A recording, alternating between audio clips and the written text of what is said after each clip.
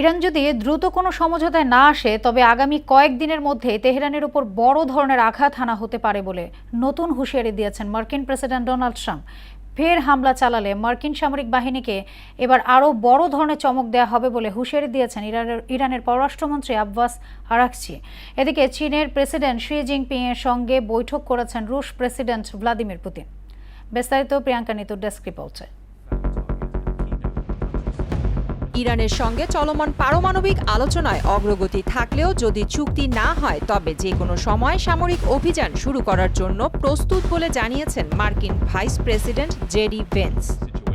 আর Iran যদি দ্রুত কোনো সমঝোতায় না আসে তাহলে আগামী কয়েকদিনের মধ্যেই তেহরানের ওপর বড় ধরনের আঘাত হানার নতুন হুঁশিয়ারি দিয়েছেন মার্কিন প্রেসিডেন্ট ডোনাল্ড ট্রাম্প। তবে পাকিস্তানের মধ্যস্থতায় ইরানের কাছ থেকে একটি নতুন শান্তি প্রস্তাব আসায় আপাতত পরিকল্পিত হামলা স্থগিত রাখা হয়েছে।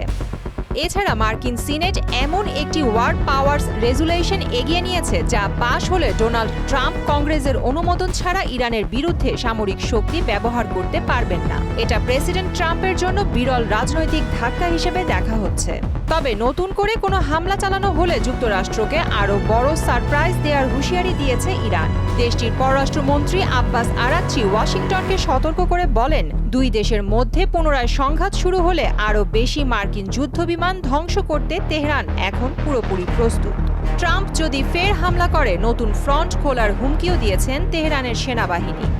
এদিকে 2 দিনের সফরে চীনে ব্যস্ত সময় পার করছেন রুশ প্রেসিডেন্ট ভ্লাদিমির পুতিন ও চীনের প্রেসিডেন্ট শি জিনপিং এর মধ্যে সংক্ষিপ্ত বৈঠক শেষ হয়েছে। বৈঠকে দুই দেশের শীর্ষ কর্মকর্তারাও উপস্থিত ছিলেন। ক্রেমলিনের প্রকাশিত সূচি অনুযায়ী এখন দুই দেশের প্রতিনিধি দল নিয়ে বৃহত্তর পরিসরে আরেকটি বৈঠক অনুষ্ঠিত হবে। বৈঠকের আলোচ্য সূচিতে দ্বিপক্ষীয় সম্পর্ক, বাণিজ্য, যুক্তরাষ্ট্র ইরান যুদ্ধ, জ্বালানির সহযোগিতা এবং ইউক্রেন যুদ্ধের বিষয় থাকতে পারে বলে ধারণা করা হচ্ছে। বৈঠক শেষে দুই নেতা একটি যৌথ বিবৃতি এবং আরও কয়েকটি চুক্তিতে সই করবেন বলেও আশা করা হচ্ছে। প্রিয়াঙ্কা নিতু, মোহনা সংবাদ।